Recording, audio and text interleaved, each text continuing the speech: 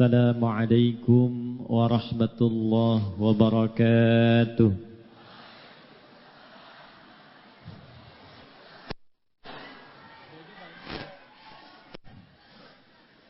Alhamdulillahilladzi jama'ana fi hadzal masjidil mubarak bi barakati 'abdihi anifa wassalatu ala rasulillahilladzi ursila rahmatan lil alamin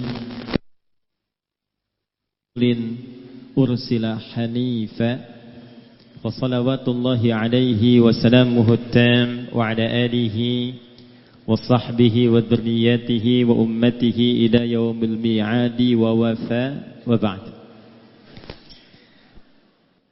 Saya biasa kalau di dalam negeri atau di luar negeri, singgah pertama menapak di bumi manapun, itu alhamdulillah yang biasanya kami mohon doa kepada Allah dimudahkan para pemimpin di wilayah itu dan masyarakatnya diberikan keberkahan.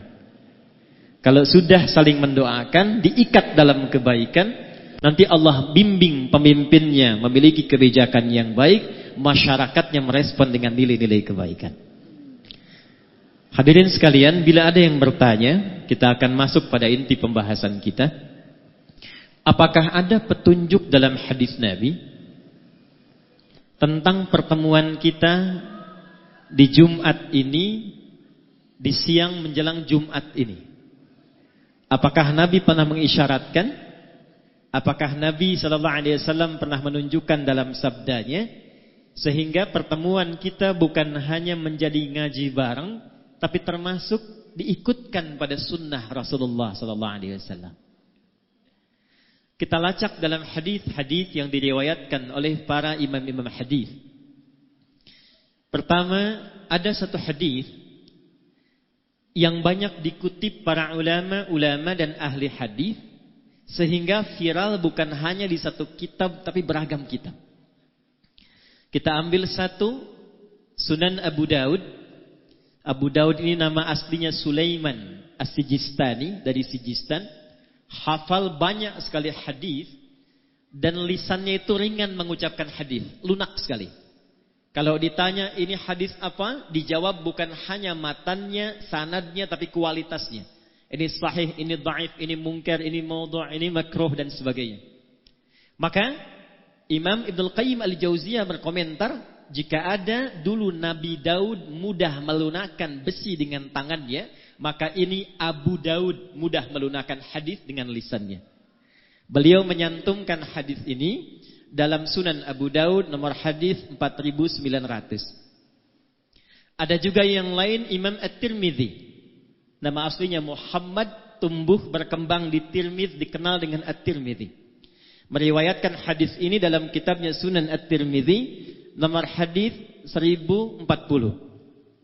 Ada lagi Ibnu Hibban, punya kitab namanya Sahih Ibnu Hibban, meriwayatkan hadis ini di nomor hadis 3020. Saya ambil jalur yang sama. Imam Abu Daud menerima dari Muhammad bin Ala. Muhammad bin Ala menerima dari Muawiyah bin Hisham. Muawiyah bin Hisham menerima hadis ini dari Imran bin Anas Al-Makki. Imran bin Anas Al-Makki menerima hadis ini dari Atha. Atha bin Abi Rabah menerima hadis ini dari Abdullah bin Umar radhiyallahu taala anhuma. Abdullah bin Umar radhiyallahu taala anhuma menerima hadis ini dari Rasulullah Muhammad sallallahu alaihi wasallam, bin Abdullah bin Abdul Muttalib bin Hashim bin Abdul Manaf bin Qusay bin Murrah bin Kilab bin Ka'ab bin Ghalib bin Fihr bin Malik bin Nadar bin Kinana bin Khuzaimah bin Mudrikah bin Ilyas bin Nizar bin Mudar bin Ma'ad bin Adnan bin Addi bin Adri bin Muqawwam bin Nahur bin Tarikh bin Ya'rub bin Yasjub bin Nabit bin Ismail alaihi salam bin Ibrahim alaihi salam bin Azar atau bin Nahur bin Abir bin Kinan bin Arfakhshad bin Sam bin Nuh alaihi salam bin Mikhlail Matushalah bin Kinan bin Anwas bin Tith bin Adam alaihi salam. Coba ulangi. Hadisnya berbunyi, qala Rasulullah sallallahu alaihi wasallam, "Udhkuru mahasina mautakum." Udhkuru mahasina mautakum wa kuffu an masawihim. Di jalurnya Sayyidah Aisyah radhiyallahu taala anha, di jalurnya Al-Mughirah bin Syu'bah radhiyallahu taala anhu, la tasubbu halakakum aw mautakum wadhkuru fihim khaira. Di jalurnya Ibnu Abbas radhiyallahu taala anhuma, la tasubbu amwatana wadhkuru lahum aw la tu'dhu ahyana. Atau kama qala Rasulullah sallallahu alaihi wasallam. Yuk kita masuk ke inti hadisnya. Bapak Ibu sekalian, ada yang sangat menarik di hadis yang dipesankan Nabi ini. Kalimatnya singkat, padat, tegas tapi dalam. Uzkuru mahasina mautakum. Kalau ada yang wafat di antara kalian, kata Nabi, maka sibukkanlah dengan menyebut-nyebut, memviralkan, menceritakan kebaikan-kebaikannya. Wa kuffu an masawihim. Wa kuffu ay imtana'u, dan kemudian tahanlah dirimu, jangan pernah lakukan an masawihim, untuk menyebutkan keburukan-keburukannya. Singkat, padat, dalam. Kalau ada orang wafat, kata Nabi, sibukkan diri kalian, apalagi keluarganya, kerabatnya, untuk memviralkan. Nah, di bahasa sekarang viral. Kalau terjemah dulu itu baru disebutkan, ceritakan. Kalau sekarang orang senang viral, karena kalau sudah viral, kemudian bisa di-share, bisa di-like, dan di-subscribe. Viralkan. Kenapa mesti diviralkan? Di sini para ulama mengajarkan setidaknya ada 3 hal yang penting dalam kalimat Nabi ini, yang bila dikerjakan akan terus melahirkan manfaat bagi yang wafat, memberikan jariah bagi yang telah wafat, meneruskan kebaikan bagi yang hidup, dan yang ketiga yang paling penting, memberikan peta jalan kehidupan bagi yang hidup, bagaimana nanti setelah wafat akan dikenang seperti orang baik yang kita viralkan kebaikannya itu. Maka pelajaran pertama kita turunkan dengan cepat. 1, udhkuru mahasina mautakum. Kata para ulama, hadis ini yang pertama memberikan pesan dalam kepada kita, betapa Allah Subhanahu wa ta'ala saking tingginya memuliakan ciptaannya, saking tingginya mengistimewakan manusia sebagai hambanya yang utama. Maaf, jangankan saat hidup, saat wafat pun dijaga kehormatannya. Jadi hanya dalam Islam yang manusia itu dituntun untuk memuliakan manusia lainnya, jangankan dalam hidup, saat wafatnya pun dijaga. Ini saya berikan satu rahasia ya, tapi ini diantara kita saja nih. Ya. Nanti saya akan nyambung ke almarhum nih. Ya. Buka Quran surah 17 di ayat ke-70. Paling kanan di pertengahan di mushaf. Hanya manusia yang saat diciptakan oleh Allah, itu dari awal penciptaannya sampai pemberian misinya, sampai wafat dan kembalinya, dimuliakan, disanjung, diviralkan di kalangan makhluk lainnya. Saya mulai Quran surah ke-17 tadi ayat 70. Walaqad karramna bani Adam wa hamalnahum fil barri wal bahr wa razaqnahum minat thayyibat wa faddalnahum ala katsirin mimman khalaqna tafdila. Walaqad karramna, ayatnya dimulai dengan lam, qad tambahna. Lam saja sudah taukid menguatkan, qad sudah tahqiq menjamin, na ta'zimun nafsi li ta'zimu sya'ni. Paham? Tidak. Kalau di Quran itu ada ayat dibuka dengan lam, ditambah dengan qad, ini menunjukkan ayatnya begitu istimewa, begitu penting, kandungannya tak sama dengan ayat biasa. Kalau sudah pakai lam, pakai qad, ditambah pakai na, singkatan dari nahnu, ditujukan ke Allah, ini menunjukkan informasinya bukan sekedar istimewa, Tapi begitu agung, saking agungnya Allah menghadirkan keagungan zatnya untuk menunjukkan keagungan informasi yang disampaikan. Contoh bandingannya Quran surah 54 ayat 17, 22, 32, 40 tentang Quran. Walaqad yassarnal Qur'ana lidzikri fahal mim muddakir.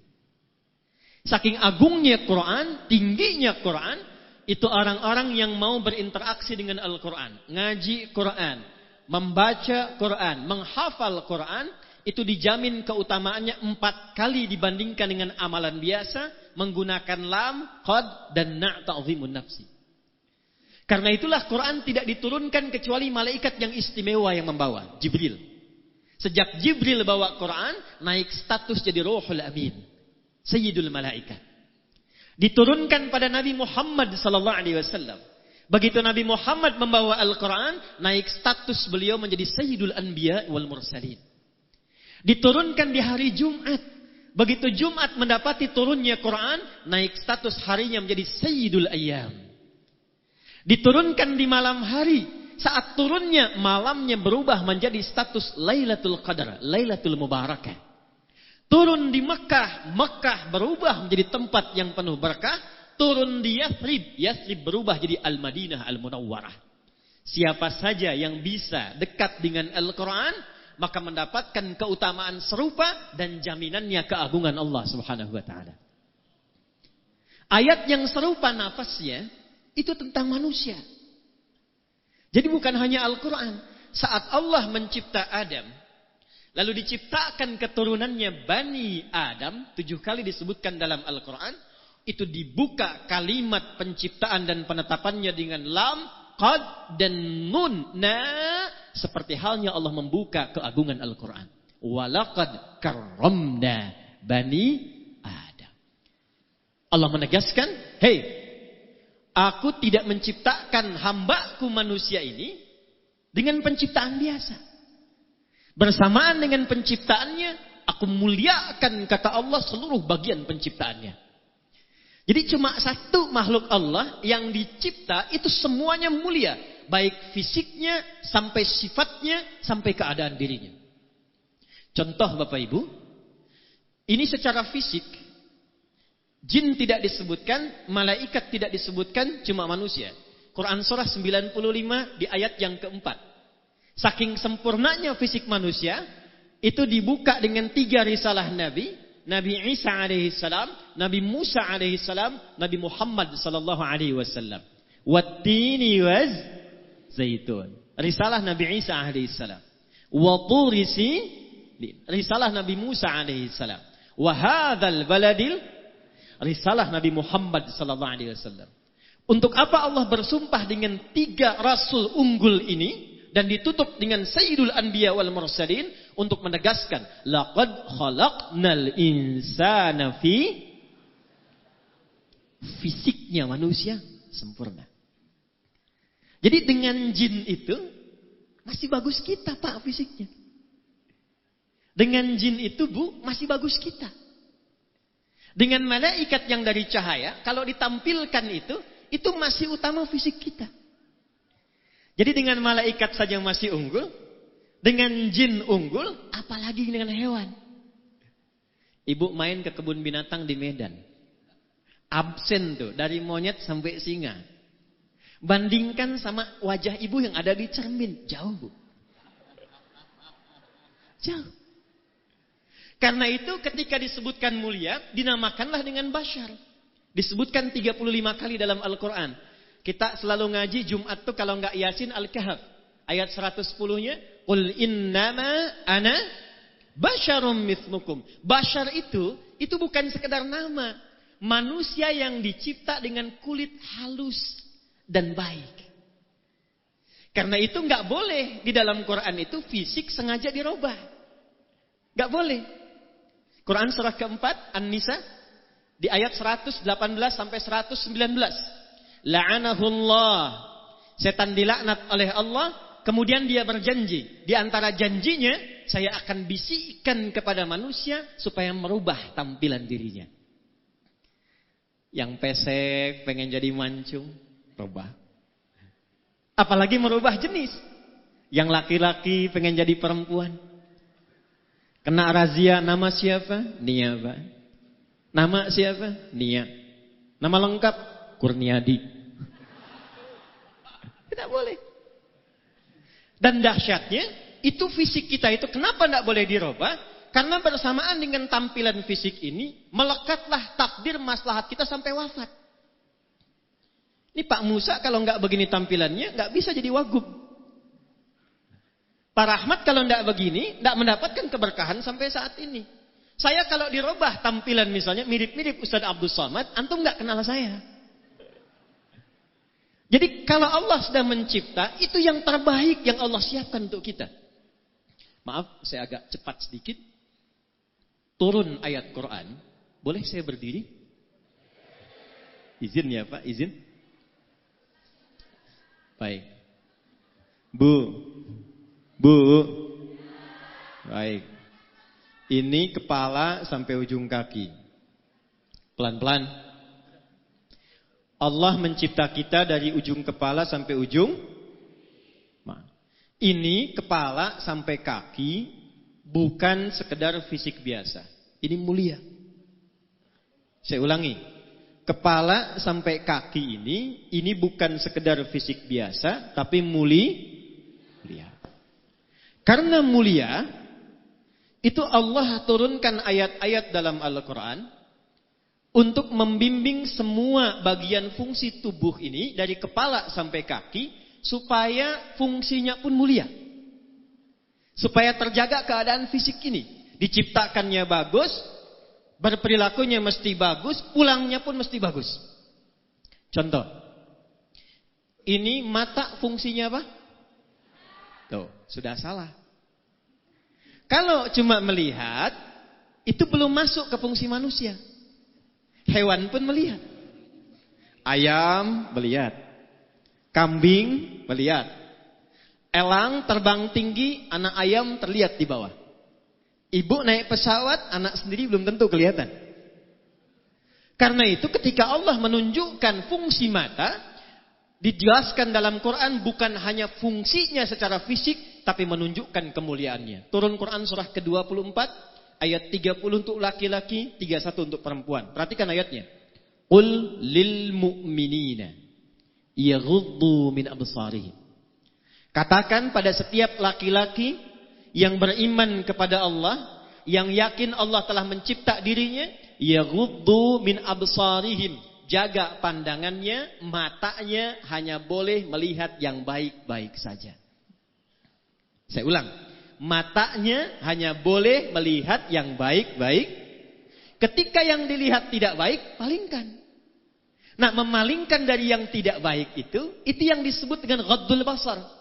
Saking mata ini mulia, Allah melarang mata ini melihat yang tidak baik. Itu istrimu, lihat. Itu istri orang, jangan banyak dilihat. Ini proyek kamu, lihat. Itu proyek orang, jangan banyak kemudian berminat untuk diambil dengan cara yang tidak tepat. Ini pulang dari masjid nih. Ini sandal kamu, itu sandal orang. Paham? Paham? Jadi sepanjang kita jadi manusia, kenapa dilarang untuk melihat yang tidak baik? Supaya menjaga kemuliaan penciptaan matanya. Dari mata turun ke? Oh, langsung ke hati aja, Bu. Ke lisan. Dari mata turun ke? Ke lisan, ke mulut. Apa fungsi mulut? Tuh. Bicara yang baik. Turunlah Quran surah ke-49. Ayat ke-11 sampai 12. Perhatikan kalimatnya. Ya ayyuhalladzina amanu. Dipanggil pakai ya, disebutkan 361 kali dalam Al-Quran. Memanggil yang dekat, menengah dan jauh. Setelah itu ada ayyuha, disebutkan 150 kali dalam Al-Quran. Ayyunya menguatkan, haknya mengingatkan, tanbih.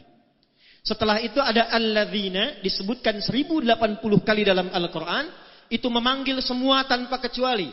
Yang besar, yang kecil, laki-laki, perempuan, tua, muda, punya jabatan, tak punya jabatan. Kata Allah, hey, semuanya tanpa kecuali. Yang tinggalnya dekat, yang menengah, yang jauh. Laki-laki, perempuan.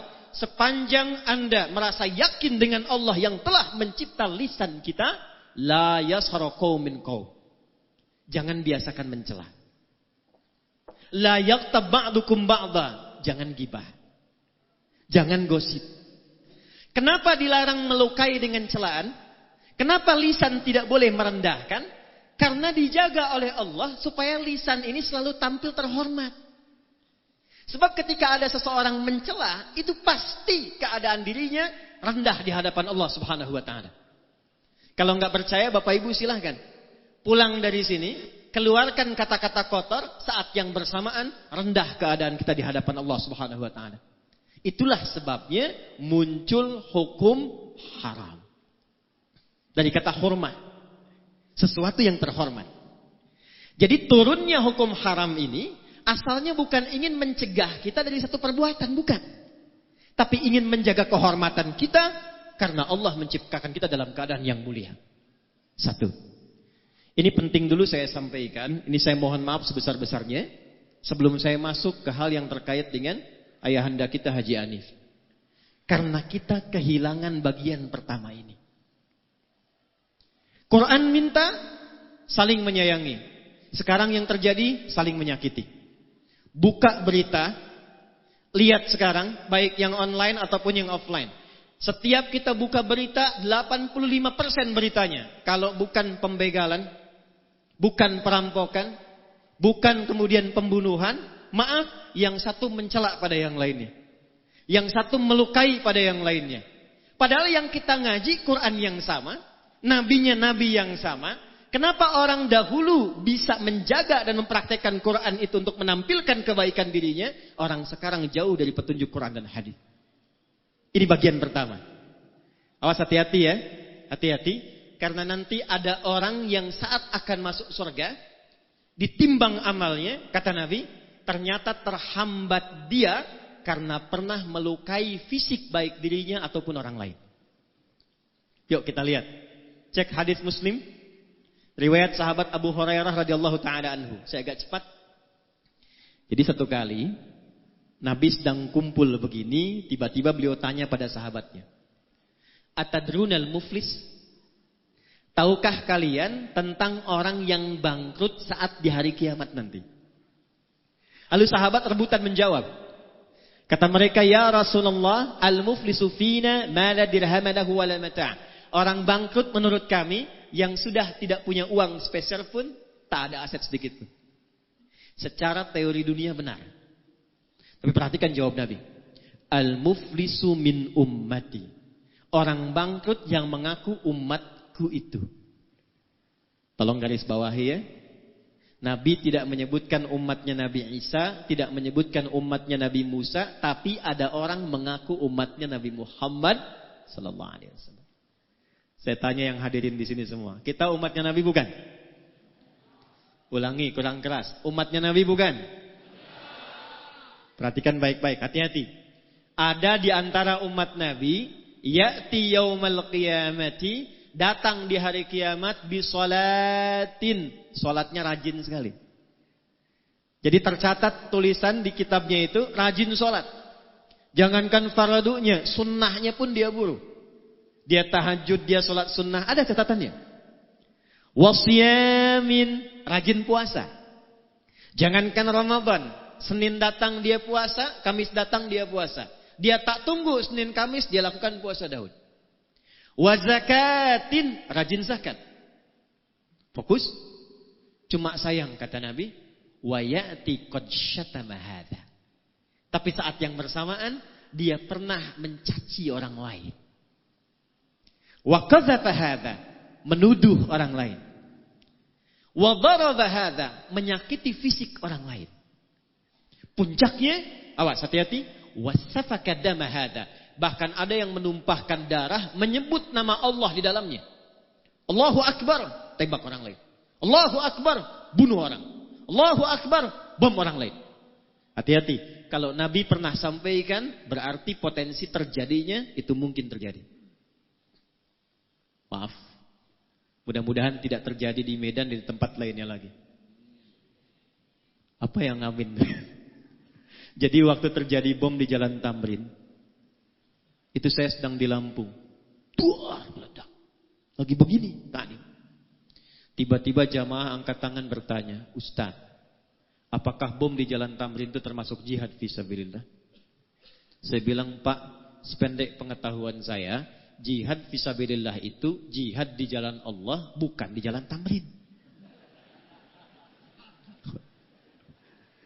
Jihad fisabilillah itu jihad di jalan Allah, bukan di Jalan Tamrin.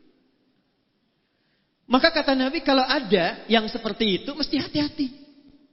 Karena apa yang terjadi? Tu'khadhu hadza min hasanati. Kalau ada orang baik salat, lantas dia setelah salat mencela orang, maka diambil pahala itu dari salatnya, diberikan kepada orang yang baru dicelanya itu. Kalau ada orang puasa, saat buka menggibahi orang, menggosipkan orang, itu diambil pahala puasanya, ditransfer kepada orang yang digibahi itu. Fa in faliyat hasanatuhu, kalau habis kebaikan ini masih ada sisa satu, pernah fitnah orang, maka karena nggak ada bekal lagi, bangkrutlah dia. Dosa-dosa orang yang difitnah itu diambil, diberikan kepadanya. Fatulihha finnar, maka dicuci dulu di neraka, baru kemudian diangkut, diberikan ke dalam surga. Fisik. Awas, penting saya sampaikan karena sabda Nabi ini zaman sekarang kita mudah dapati. Betapa banyak orang cuma update status tapi isinya bisa melukai orang lain.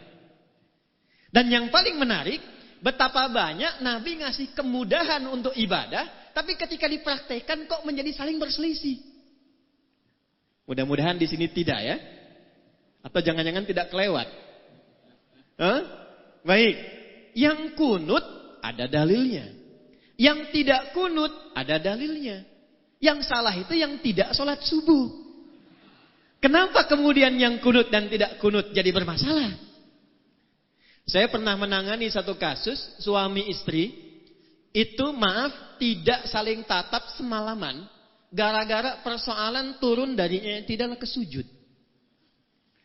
Suami pulang dari kantor, kena macet, tiba di rumah malam, gak sempat kemudian ke masjid. Sudah selesai.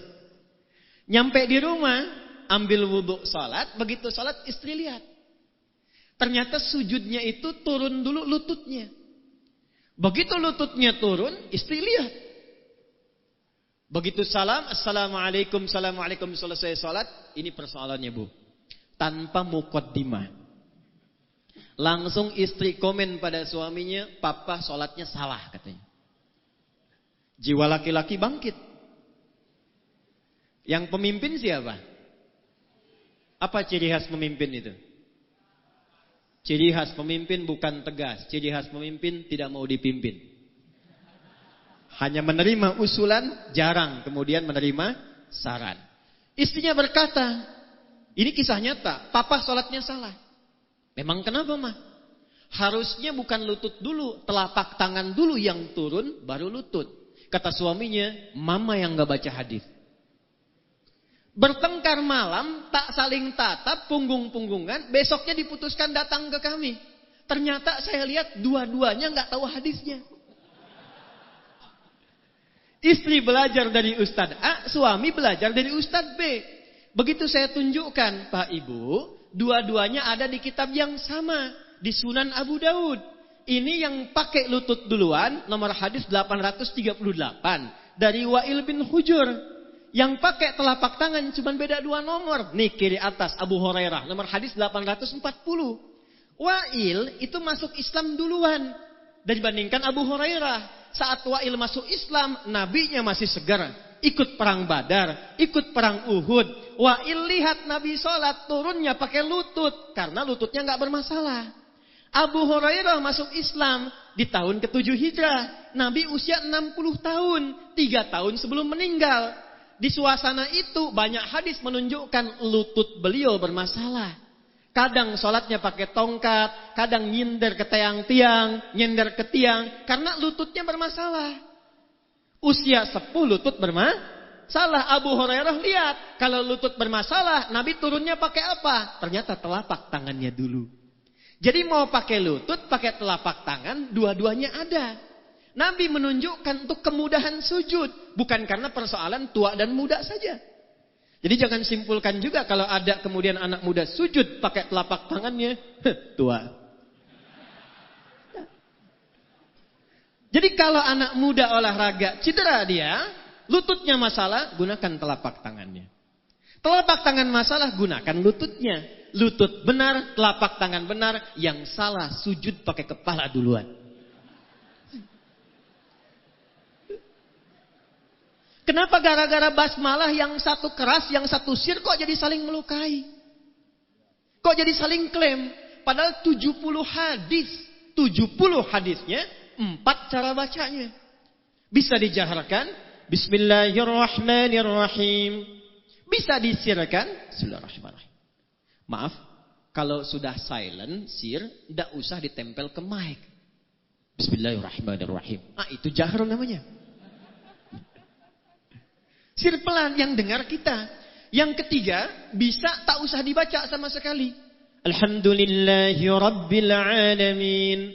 Yang keempat, riwayat Abu Hurairah, baca jahar rakaat pertama, Bismillahirrahmanirrahim. Rakaat kedua tidak dibaca langsung hamdalah. Alhamdulillahi Rabbil Alamin. Empat-empatnya ada dari Nabi. Diajarkan oleh Nabi pada sahabat. Sahabat ngajarkan, dirangkum oleh 4 imam besar dipilih oleh mereka. Imam Abu Hanifah An-Nu'man wafat tahun 150 Hijrah. Memilih langsung baca hamdalah. Imam Malik lahir 93 Hijrah. Memilih langsung baca hamdalah.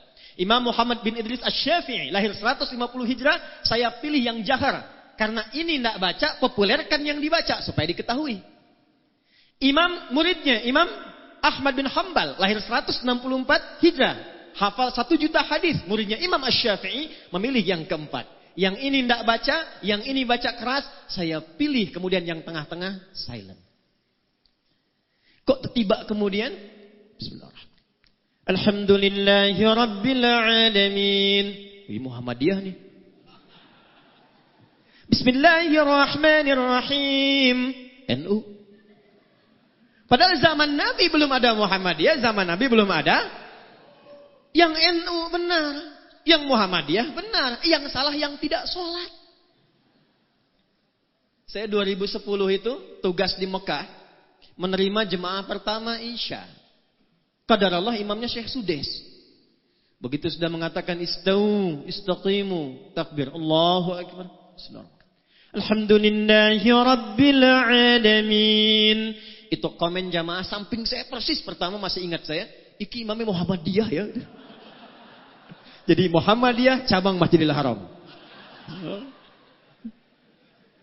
Nah ini yang harus diperkaya para ulama kita itu. Muhammadiyah bagus, NU bagus, persaudarakan semuanya, Muhammadiyahnya, persisnya, dewan dakwahnya, ketemu di masjid yang sama, yang pimpin ini kunut, yang tidak kunut aminkan. Allahumma hdina fi man hadait, belakang amin. Gantian begitu yang pimpin yang tidak kunut, yang makmum tidak perlu sujud sahwi. Paham? Takbir. Bagian pertama. Jadi tidak ada babnya saling celah. Yang paling menarik ngajinya Quran, sunnahnya sunnah Rasulullah. Kok bisa pulang dari situ nggak saling sapa? Assalamualaikum akhi, beda manhaj. Halo. Ngaji ke sana yuk, bid'ah. Itu tidak saya temukan tuh dalam Quran, dalam sunnahnya. Maka yang pertama kita lakukan, satu, Islam menjaga kehormatan fisik, menyatukan, bukan memisahkan. Paham? Nah. Yuk, kita lihat teladan beliau tadi. Diputar videonya, saya senang karena itu sunnahnya. Bukan memperlambat taklim, bukan. Awas belakang tuh, istighfar tuh tadi tuh yang teriak. Cepet katanya, bukan. Ini sunnahnya tadi itu. Jadi dibandingkan yang saya sekarang ini, itu yang tadi itu lebih tinggi sunnah muakkadahnya tadi itu. Karena hadisnya itu viralkan kebaikannya. Betapa beliau menyambung silaturahim. Memuliakan orang tanpa melihat fisiknya. Ada yang tidak ditampilkan di sini. Tapi sejak 16 September 2005 dan didirikan YAPI itu, saya melihat di antara murid saya yang dimuliakan oleh beliau, ternyata ada murid-murid penghafal Quran kami. Siapa yang bisa melunakkan hati Anda untuk ada di sini? Saya tidak punya kemampuan. Siapa yang bisa melunakkan hati kami untuk hadir di sini? Maka keteladanan pertama yang penting saya sampaikan, seperti tadi ditampilkan, beliau sayang pada keluarganya, sayang pada anaknya, perhatian pada cucunya, sayang kepada orang dekat dan jauh, punya program persiapan pulang ke akhirat. Itu bagian pertama yang kita tampilkan. Jelas sampai di sini? 1. 2. Saya agak cepat. Udhkuru mahasina mautakum wa kuffu an masawihi. Jika ada orang yang telah wafat, viralkan kebaikan-kebaikannya dan tahan dari menggunjingkan keburukannya. Apa makna yang kedua kata para ulama? Dari kebaikan yang telah kita ketahui tadi, jangan cukupkan sekedar menjadi informasi. Saya ulang ya. Jangan cukupkan sekedar menjadi informasi. Contoh, Haji Anif ini punya program membangun 99 masjid. Sampai sekarang tahun 2023 ada kisaran 30-an lebih masjid yang telah terbangun. Beliau support ambulan, perhatian mendirikan klinik dan sebagainya. Alhamdulillah, untuk beliau selesai. Jariahnya mengalir. Ada 9 lafaz di hadis Muslim, cukup Nabi yang memberikan garansi lewat hadis ini. Perhatikan kalimatnya. Disebutkan 9 lafaz di hadis Muslim, kalimatnya idza matal insan. Atau dalam riwayat lain idza matal abdu. Imam Nawawi rahimahullahu taala dalam syarahnya menafsirkan idza matal insan ay idza mata ibnu Adam. Kalau seorang manusia yang beraktivitas meninggal dunia. Izin, maaf. Manusia disebut dengan 5 nama dalam Quran. Berapa nama? Ada bashar, 35 kali disebutkan dalam Quran. Ada ins, dipasangkan dengan jin, 18 kali disebutkan di Quran. Ya ma'syaral jinni wal wa ma khalaqtul jinna wal. Ada insan, 65 kali disebutkan dalam Quran. Yang keempat ada nas, 240 kali disebutkan dalam Quran. Dan yang kelima ada Bani Adam, 7 kali disebutkan dalam Quran. Semua nama itu punya makna. Kalau disebutkan insan, itu artinya menunjuk aktivitas manusia dari bangun sampai tidur lagi. Saya ulang ya. Kalau disebutkan insan, ya, Iqra bismi rabbikal ladzi khalaqal ar-Rahman 'allamal khalaqal. Kalau disebutkan al-insan, itu bukan sekedar menunjuk nama manusia, tapi menekankan totalitas aktivitasnya dari bangun tidur sampai tidur lagi. Nah, Nabi menyebutkan dalam hadis riwayat Muslim tadi, idza matal insan, jika manusia yang beraktivitas dari bangun sampai tidur lagi itu selesai aktivitasnya. Ini ingin memberikan pesan kepada kita. Anda sesibuk-sibuknya, sehebat-hebatnya, punya jabatan yang tinggi, harta yang banyak, ilmu yang luas, tetap kita akan wafat. Itu poinnya. Idza matal insan, kalaupun sibuk, sampai tidurnya sedikit, bisnisnya banyak, ngajarnya banyak, kedudukan tinggi, pada akhirnya Quran surah 39 ayat 30, innaka mayyitun wa innahum mayyitun. Silahkan berbuat apapun kata Nabi, tapi pada akhirnya Anda wafat. Nah, sebelum wafat itu, ini poinnya. Maka Nabi berpesan, bagi setiap personalnya lewat hadis Muslim tadi, siapkan diri kita supaya saat wafat itu mendapatkan kebahagiaan yang sama atau bahkan lebih dengan saat hidup. Maaf, jangan sampai hidup rumahnya mewah, enak kerjanya, aktivitas nyaman, tapi begitu wafat kemudian suasananya menjadi sempit dan gelap. Ukuran berapa di alam kubur itu? 2 kali 3? 3 kali 4? Ada yang 10 kali 15? Tidak ada ya? Baik, tapi perhatikan baik-baik. Ada orang-orang yang menyiapkan sebelum wafatnya Sehingga dijamin oleh Allah tempat kuburnya lebih luas dibandingkan dengan apa yang dia dapatkan di bumi. Saya lihat tadi lewat Raja Wali 28. Luas sekali itu. Beberapa rumah luas sekali, lebar. Tapi ada orang masuk kubur. Itu diberikan kenikmatan oleh Allah. Tempatnya lebih luas dari tempat yang pernah dia tinggali di bumi. Gak percaya nanti silahkan. Antum minta wasiat dikuburkan samping ulama yang dikenal soleh. Lihat nanti lapaknya tuh. Lihat tempatnya. Bagaimana kenikmatannya. Quran surah ketiga ayat 169 sampai 172. Saya agak cepat. Wala tahsabannal qutilu fi sabilillahi amwata bal ahya'un 'inda rabbihim yurzaqun farihina bima atahumullahu min fadli. Maaf keluarga besar Haji Hanif. Wa yastabshiruna billadzina lam yalhaqu bihim min khalfihim alla khaufun 'alaihim wa lahum yahzanun. Ada orang yang saat meninggal itu dibahagiakan oleh Allah. Dilimpahkan kenikmatan tiada batas. Sampai-sampai kalau dia mampu kata Allah, dia ingin kabarkan kepada keluarga besarnya. Kamu jangan banyak nangis. Kamu jangan sedihkan aku. Perhatikan ini ayat. Wa yastabshiruna billadzina lam yalhaqu bihim alla khaufun 'alaihim wa lahum yahzanun. Jangan khawatir tentang saya. Jangan banyak menangisi saya.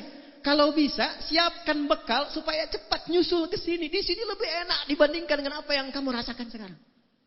Itu Quran. Dilimpahkan bahasa Qurannya, dilimpahkan tanpa henti sampai tiada batas. Sampai tiada batas. Dan kalau mampu dia akan katakan cepat nyusul sini. Jangan banyak bersedih. Jangan khawatir dengan kondisiku, di sini lebih enak. Siapa orang-orang ini? Adalah orang yang setidaknya menyiapkan 3 bekal sebelum wafatnya. Dan disifati 3 bekal ini oleh Allah dalam Al-Quran dengan fi sabilillah. Wala tahsabannal ladzina qutilu fi sabilillah. Jangan Anda duka orang yang wafat yang mendedikasikan hidupnya untuk berjuang di jalan Allah. Nah, apa fisabilillah ini? Ternyata bukan cuma ikut aksi militer saja, tidak. Banyak sekali ruangnya. 1, kata Nabi, idza matal insanu inqata'a sa'iru amali. Memang orang itu kalau sudah wafat terputus semua potensi pekerjaannya. Sudah. Enggak bisa sholat lagi, enggak bisa puasa lagi, enggak bisa kerja lagi. Tapi Masya Allah, ada 3 yang ia siapkan sebelum meninggal. Dan 3-tiganya walaupun tak mampu dikerjakan lagi, pahalanya terus mengalir. Jadi kalau nanti ini mengalir, wujudnya berupa cahaya di alam kuburnya. Berupanya cahaya, nur. Ya, bentuknya diberikan cahaya. Lalu diberikan kenikmatan oleh Allah berlimpah, dicukupkan semuanya, nikmat. Apa 3 ini? 1, dia menyiapkan sebelum pulangnya amalan utama yang melahirkan transfer pahala disebut dengan sedekah jariyah. Saya ulangi, namanya sedekah jariyah. Ini rumus cepat ya buat kita yang hidup nih. Ini beliau sudah mengajarkan tadi lewat tayangan yang kita lihat. Jadi sedekah itu ada 2. Saya ulangi, sedekah ada berapa? 2. Semua kegiatan baik kita itu disebut sedekah namanya. Salat itu sedekah. Zakat itu sedekah. Di Quran zakat disebut sedekah. Khudz min amwalihim sedekah. Dikeluarkan disebut sedekah. Innamas shadaqatu lil fuqara. Sedekah. Nah, sedekah jenisnya 2. 1 yang disebut sedekah tsabitah. Amalan tetap selesai saat hidup, pahala enggak ngalir saat wafat. Contoh, kita sholat sehari berapa? 5 kali yang fardu. Setelah meninggal kan tak sholat lagi. Nah, yang mengalir pahalanya itu yang kita kerjakan saat hidup. Selesai meninggal, enggak dapat transfer pahala lagi dari sholat kita. Selesai. Itu namanya sedekah tsabitah. Tapi kalau Anda siapkan karpet untuk masjid. Saya mau titip 1 keran untuk orang wudu. Saya mau titip genteng 1 saja untuk yang di masjid. Saya mau titip satu mushaf untuk dibacakan oleh anak-anak penghafal Quran. Kemampuan cuma satu. Bekal cuma 50.000. Saya belikan mushaf, saya simpan di Masjid Al-Musannif misal. Allahu Akbar, wafat orangnya. Dibaca mushafnya oleh satu jamaah yang hadir di masjid itu. Begitu dibacakan, satu huruf saja. Nun. Berlakulah hadis At-Tirmidzi nomor hadis 2910. Man qara'a harfan min kitabillahi falahu asyru hasanah. Siapa yang baca satu huruf dari Al-Quran, orang yang baca dapat langsung pemberian dari Allah 10 kebaikan. Satu hurufnya. 10 ini jangan dihitung begini. 1, 2, 3, 4 itu sedikit. 10 itu di hadis Muslim, analoginya sama dengan ke masjid dapat 25. Jarak 1 ke 2-nya 500 tahun. 2 ke 3 500 tahun. 3 ke 4 500 tahun. Ditampakkannya nanti saat sakaratul maut. Di pahala itu, 10 yang disebut pahala, ajrun, tampaknya saat sakaratul maut. Ditampakkan oleh Allah sehingga dia senang. Saat senang itulah dia dalam keadaan tenang, dicabut nyawanya. Sehingga dipanggil dalam keadaan yang tenang. Quran surah 89 ayat 27-30. Ya ayyatuhan nafsul. Kenapa mutmainnah? Karena tenang diperlihatkan bagian pahalanya. Dibacakan 10, dapat. Tapi hadisnya belum selesai. Hadis Muslim, man dalla ala khairin falahu ajruhu mithla addi fa'ilihi min ghairi an yankusa min addi syai'. Itu mushaf punya siapa yang dibaca tadi? Apakah punya yang jamaah yang baca? Ataukah ada orang lain yang nyimpan dibaca oleh yang baca? Ternyata mushafnya titipan dari si fulan, maka yang menitipkan mushaf itu yang mewakafkan disimpan di masjid dapat transferan pahala yang sama dengan yang baca.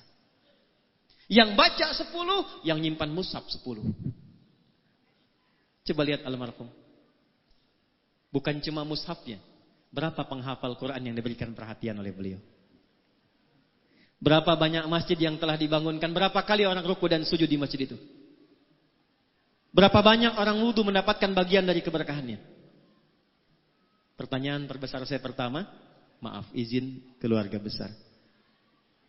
Dari anggota keluarga yang hadir saat ini, berapa di antara yang berminat meneruskan keteladanan itu? Karena contoh pertamanya bagian keluarganya. Saya berikan kabar gembira untuk keluarga. Ini bukan ngarang-ngarang, kami belajar tafsir, belajar Quran. Jika ada anak meneruskan kesolehan orang tua, itu satu keluarga besar. 16 keluarga besar beliau, istri beliau yang mulia Hajah Syarifah, keluarga besar beliau, anak-anaknya, sampai cucunya. Kalau benar diteruskan, itu surga yang Allah janjikan, bukan surga biasa. Turun Quran surah 13 Ar-Ra'd ayat 23-24, dari 8 pintu surga. Surga itu ada 8 pintunya, tengah-tengahnya tamannya, namanya Aden. Yang tertinggi Firdaus. Kalau ada anak meneruskan kebaikan orang tuanya, maka saat masuk surga itu anaknya dipanggil untuk menggandeng kedua orang tuanya. Lewat tengahnya taman indah surganya. Saya bacakan ayatnya. Jannatu adni yadkhulunaha. Ada satu keluarga besar dipanggil oleh Allah, bukan 1, 2, semua keluarganya. Jadi kalau normal hisab itu kan, fulan, Adi Hidayat datang, Lutfi datang, Andre datang, Andi datang. Ini tidak. Satu keluarga besar, Anif hambaku datang. Siapa mereka ini? Wa man salaha min abaihim. Anaknya pertama disebut. Anaknya. Gandeng bapak ibumu yang soleh itu, yang telah kemudian menanamkan legasi amal yang kau teruskan.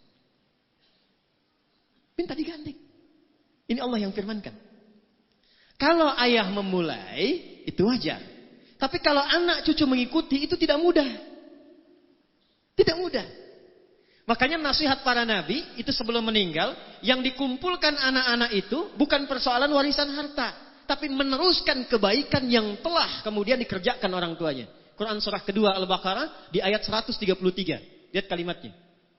Am kuntum syuhada'a idh hadara Ya'qub al-maut idh qala li banihi ma ta'buduna min ba'di. Pernah enggak Anda dengar kisah viral tentang Nabi Ya'qub? Bukan cuma punya anak Yusuf, punya anak 12, ada Benyamin, ada Yahuda dan sebagainya. Bukan itu.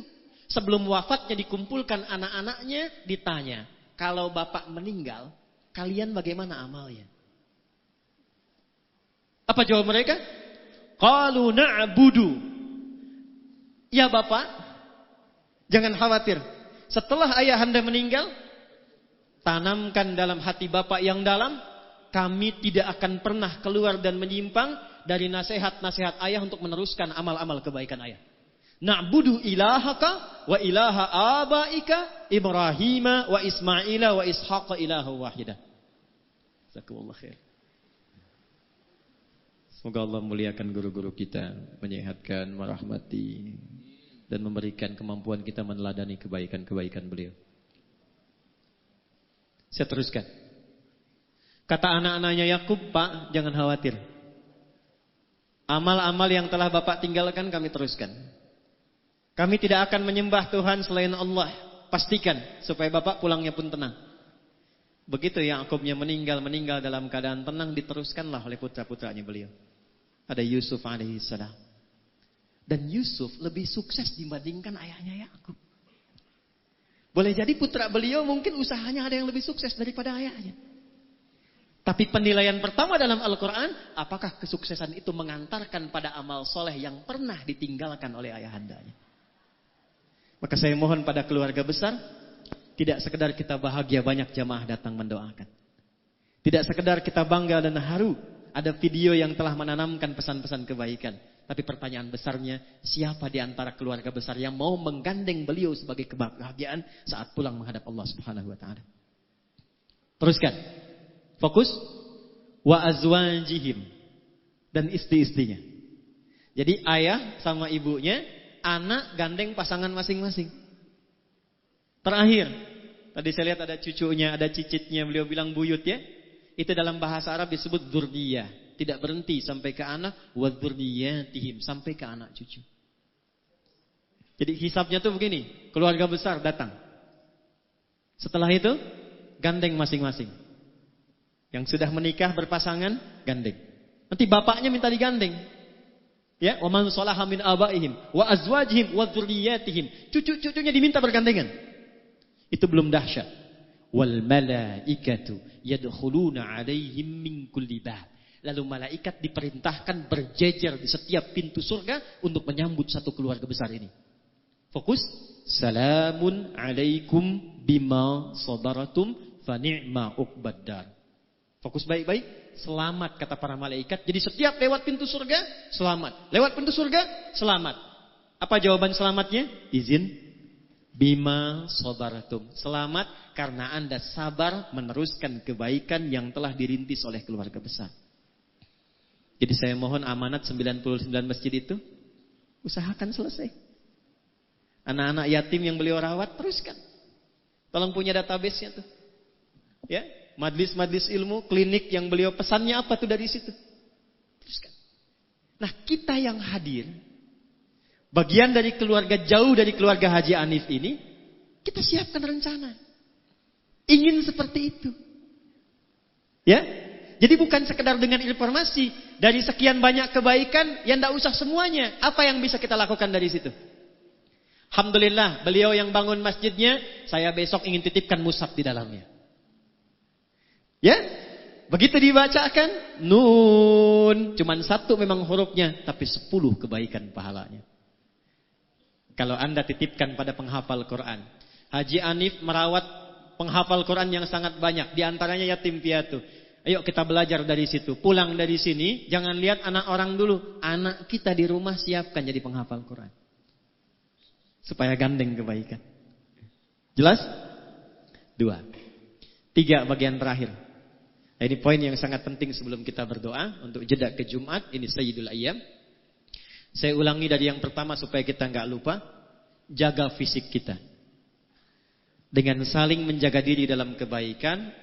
Dan berinteraksi secara sosial dengan nilai-nilai kemuliaan. Jangan isi kehidupan kita disibukkan dengan berbuat maksiat.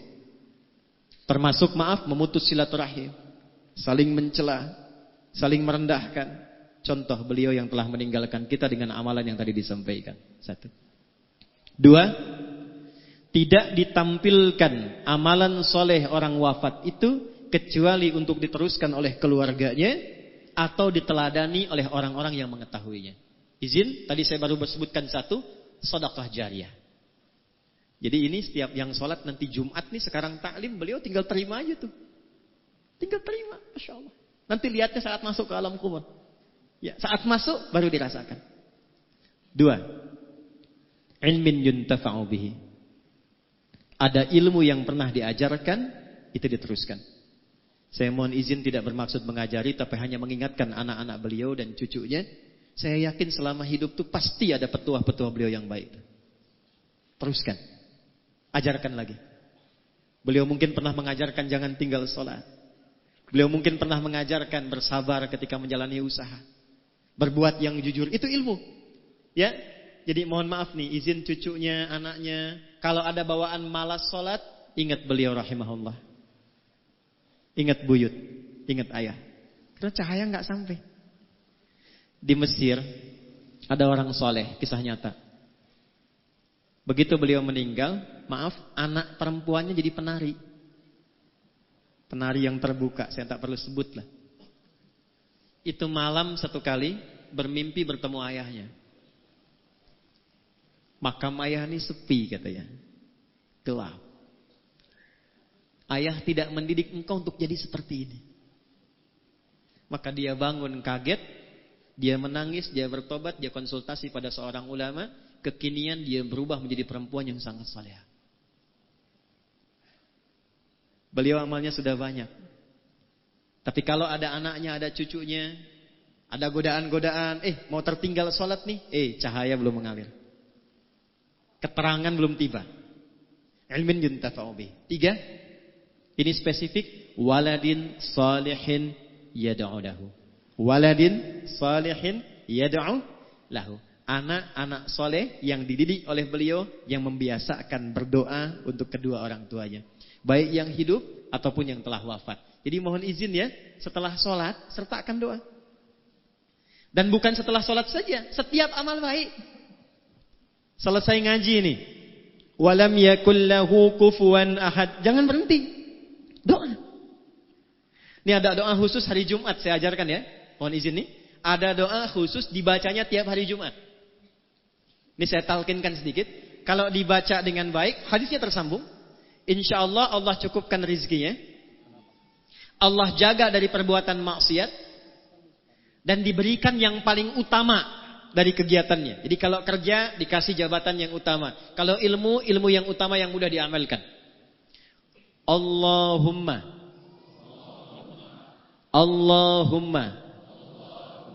ikfina bihalalika an haramik. Allahumma ikfina bihalalika an haramik wa aghnina bita'atika an ma'siyatik wa bifadlika amman siwak. Nah, itu biasakan di hari Jumat. Ya, dibacanya boleh yang laki-laki itu saat jeda di antara dua khutbah. Yang perempuan itu semua Jumat tuh afdal. Yang perempuan biasanya Sayyidah Fatimah radhiyallahu taala anha itu punya waktu khusus dan punya asisten untuk melihat kondisi matahari hanya Jumat saja. Ba'da asar menjelang maghrib. Jadi kalau sudah tiba matahari itu mau ke barat, itu asisten Sayyidah Fatimah mengatakan hanal waqt. Kata Sayyidah Fatimah, hahya waktuha. Waktu mustajab itu dari mulai malam ke pagi, khususnya saatan. Waktu sejenak di antara dua khutbah, puncaknya menjelang maghrib. Bacakan 3 bagian itu dan itu bersanad. Itu bersanad. Yang terakhir, yang ketiga. Saya ulangi. Yang terakhir, yang ketiga. Setelah mendapatkan bagian-bagian tadi, istiqamah, pilih satu, siapkan bekal kita untuk pulang. Tadi kan sudah banyak beliau, Haji Hanif rahimahullah ta'ala. Masjid ada, yatim ada, klinik ada. Susah, banyak nirunya. Nah setelah paham yang banyak tadi, oleh kita keluarkan satu untuk kita. Yang cocok apa? Tidak harus diikuti banyak. Yang cocok apa? Apa dasar hadisnya? Singkat, hadisnya sahih. Nabi duduk dengan sahabat lalu menyampaikan, nanti di hari kiamat di antara kalian ada yang dipanggil oleh pintu-pintu surga. Kata Nabi, ada yang dipanggil dari pintu Ar-Rayyan. Ya, maka nada munadin, penjaga pintu Ar-Rayyan manggil, aina shaimun, aina shaimun, mana yang biasa di dunianya puasa, mana yang biasa puasa. Maka nanti refleks amalan puasa itu menggerakkan tubuh bangkit. Enggak bisa antum asal bangun, saya tidak. Karena mulut dikunci. Al-yauma nakhtimu ala afwahihim wa tukallimuna aydihim wa tashhadu arjuluhum. Itu yang menggerakkan tubuh bangun, itu amal kita. Kalau tidak biasa puasa, tidak bisa bangun. Tapi kalau biasa puasa, amalan puasanya mendorong tubuhnya bangkit, langsung dia pergi ke tempat itu. Fa idza dakhaluhu ughliqa. Kalau masuk semua, tutup langsung. Enggak bisa ngintip. Itu pintunya Ar-Rayyan yang biasa puasa. Ada pintu namanya babut tahajud. Memang tidak rajin puasa, tapi dia tunggangi satu amalan, saya pengen tahajud. Maka nanti dipanggil lewat pintu namanya pintu tahajud, babut tahajud. Ada pintu namanya babu sedekah. Pilih 8 amalan pokok, pilih salah satu, tunggangi itu sebelum kita pulang menghadap Allah Subhanahu wa taala. Itu rumusnya. Abu Bakar tanya, "Ya Rasulullah, apakah ada nanti di surga yang dipanggil oleh semua pintu itu?" Jadi begitu dihisab, itu baru hisab dimulai, pintu semua manggil. Mana fulan, mana fulan, mana fulan, bukan umum lagi. Ya. Mana si fulan, mana si fulan, semua pintu manggil. Kata Nabi, ya akan ada dan aku berharap engkau termasuk bagian dari orang yang dipanggil semua pintu surga itu. Saya mau tanya sebentar sebelum menutup. Kalau Nabi mendoakan itu pasti tidak? Dijabah tidak? Perhatikan Abu Bakar As-Siddiq sekalipun sudah mendapat doa Nabi, beliau tidak berhenti dengan senyuman. Alhamdulillah, qabul. Tidak. Apa yang dilakukan beliau? Besoknya Nabi keliling, Nabi kumpulkan sahabat, Nabi tanya, siapa hari ini yang sudah jamaah? Semua angkat tangan.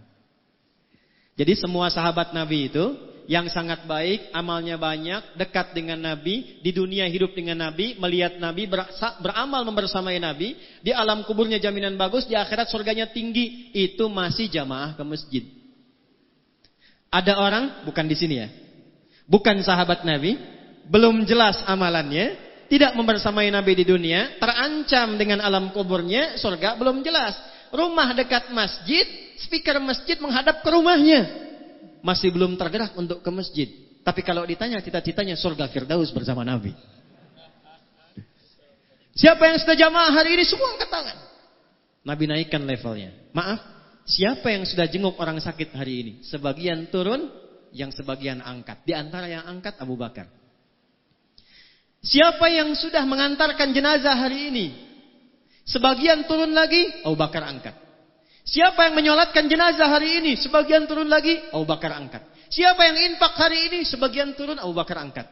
Jadi rupanya begitu mendapatkan konfirmasi di lisan Nabi yang mulia, ada orang dipanggil dari semua pintu surga itu, beliau keluarkan kurikulum amalnya jadi catatan. Setiap hari keliling untuk mengamalkan catatan itu.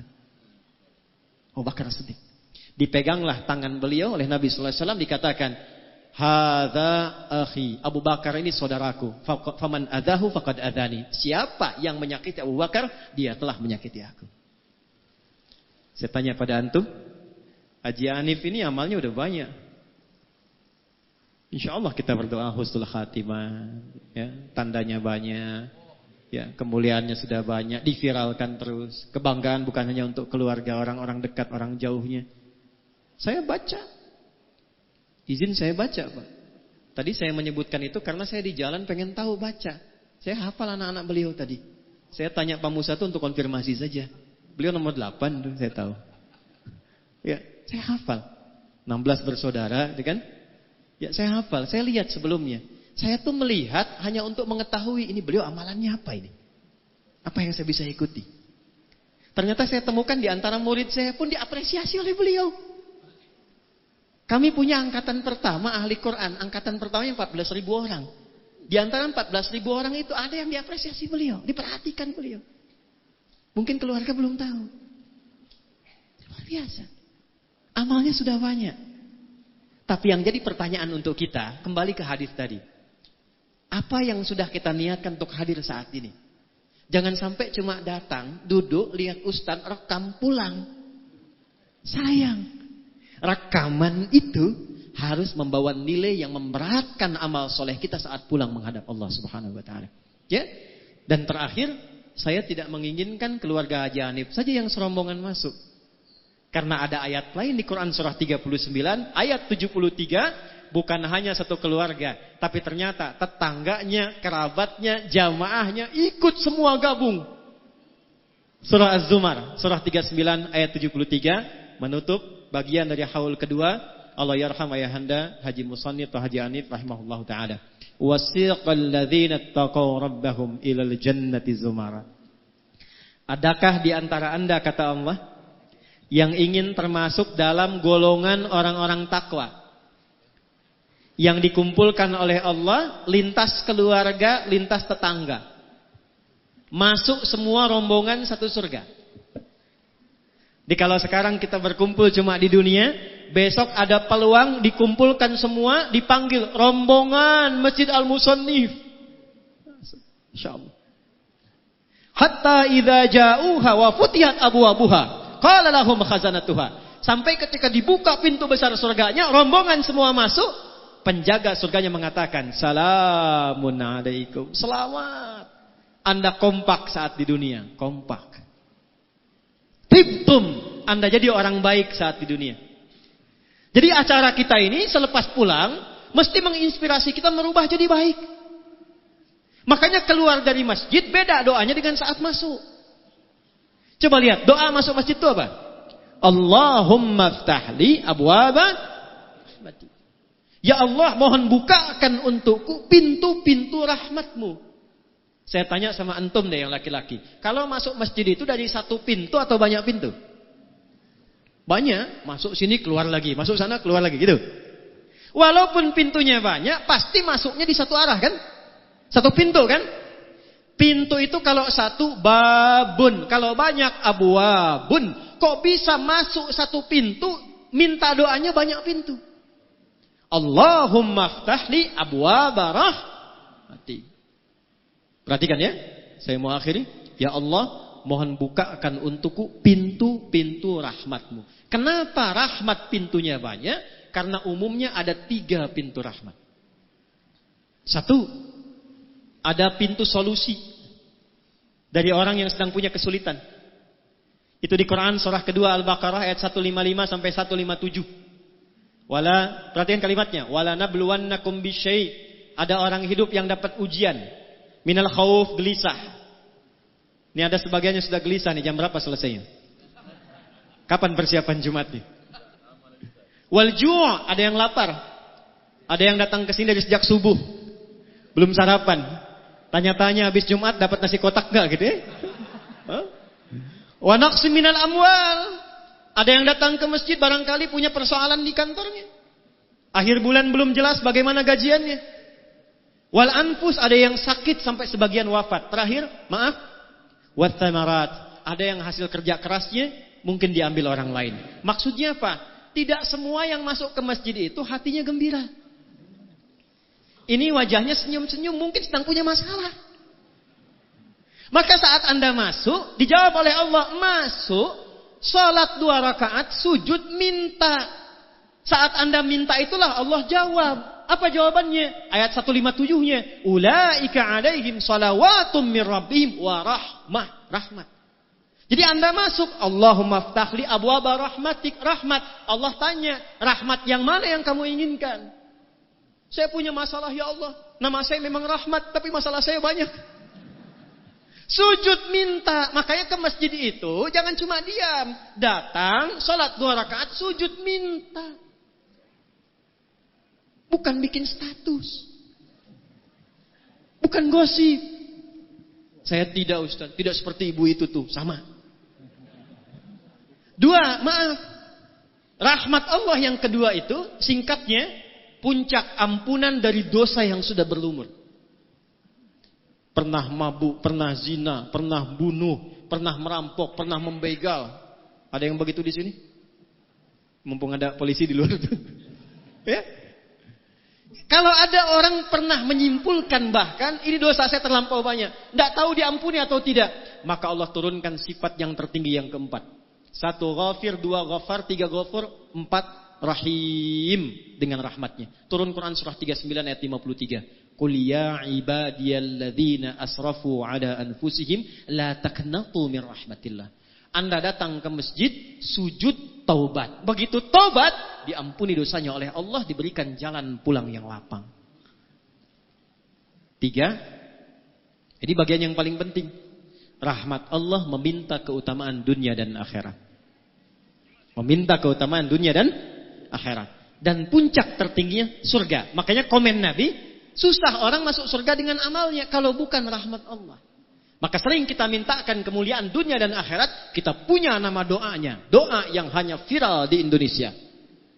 Al-Baqarah ayat 201. Wa minhum may yaqulu rabbana atina fid dunya wa fil akhirati wa qina adzabannar. Doa apa itu? Sapu jagat. Ada doa sapu jagat, ada doa sapu enggak ada jagatnya, ada doa jagat enggak ada sapunya. Cuma di Indonesia, orang Arab enggak kenal itu. Ya? Tapi doanya ada. Al-Baqarah ayat 201. Itulah masjid. Tapi ini yang mau saya akhiri sebelum kita berdoa. Coba keluar dari masjid. Kakinya kaki apa? Doanya sama enggak dengan saat masuk? Tidak. Saat keluar yang kita katakan Allahumma inni as'aluka min fadlik. Ya Allah, aku keluar sekarang. Aku minta yang utama darimu, yang merubah diriku lebih baik dari sebelum masuk. Acara ini sekarang ada di masjid. Temanya memang haul.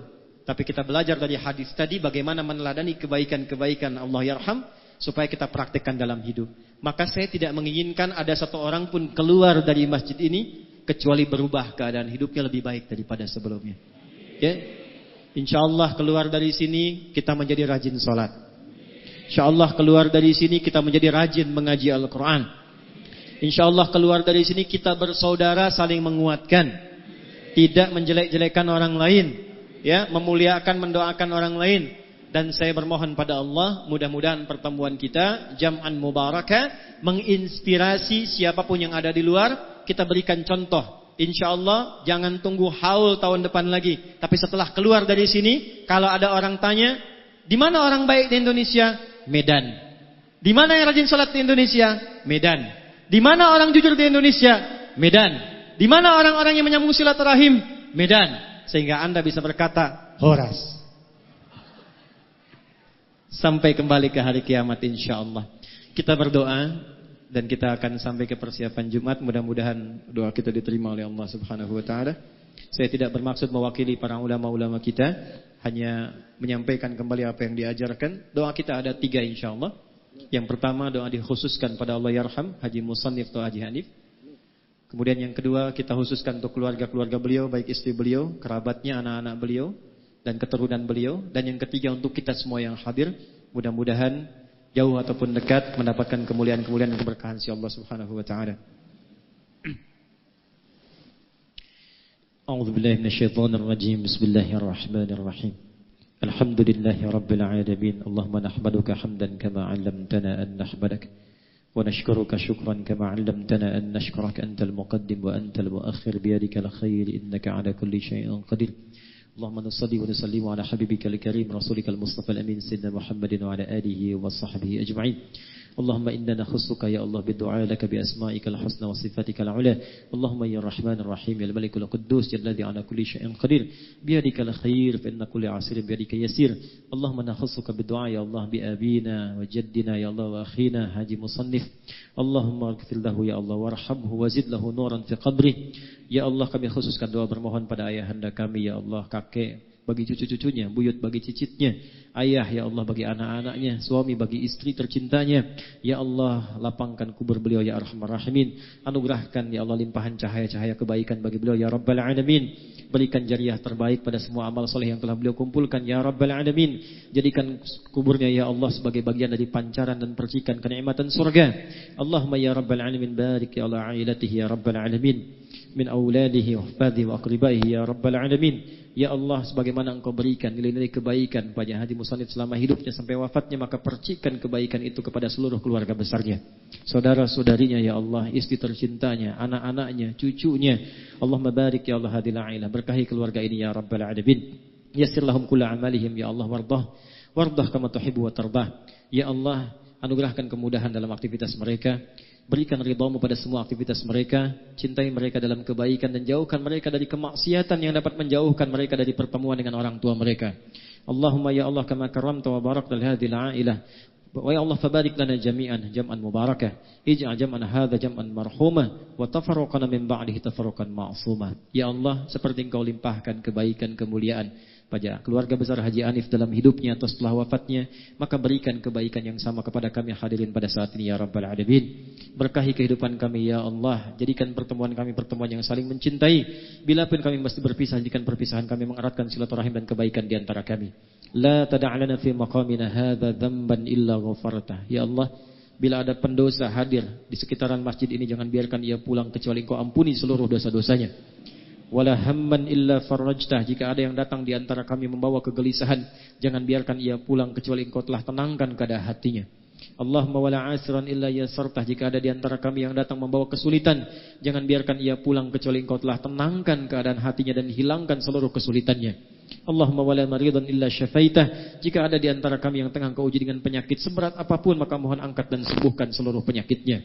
Allahumma ya Rabbal Alamin, Rabbana atina fid dunya hasanah wa fil akhirati hasanah wa qina adzabannar. Ij'al baqiyata hayatina hayatan thayyibah wa akhir wafatina husnal khatimah.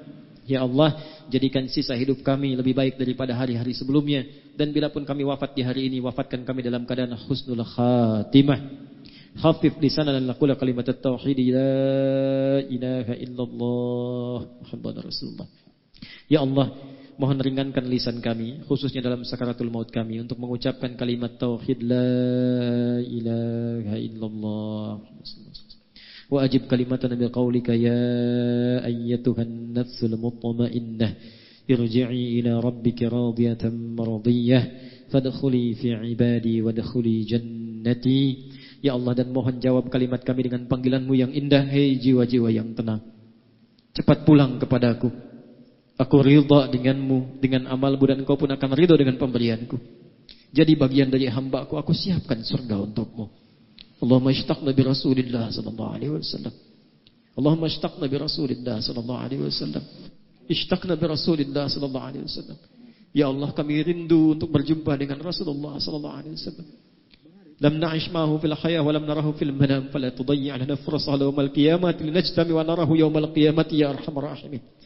Ya Allah, kami tidak hidup bersama beliau di dunia ini. Kami bahkan tidak menatap beliau di alam mimpi kami, ya Allah. Maka mohon jangan hilangkan kesempatan pada kami untuk membersamai, minimal menatap beliau di jannah-Mu nanti ya Rabbal Alamin. Ma'alladzina namta alaihim minan nabiyyin was-siddiqin wasyuhada'i was-salihin wa hasuna ulaika rafiqa.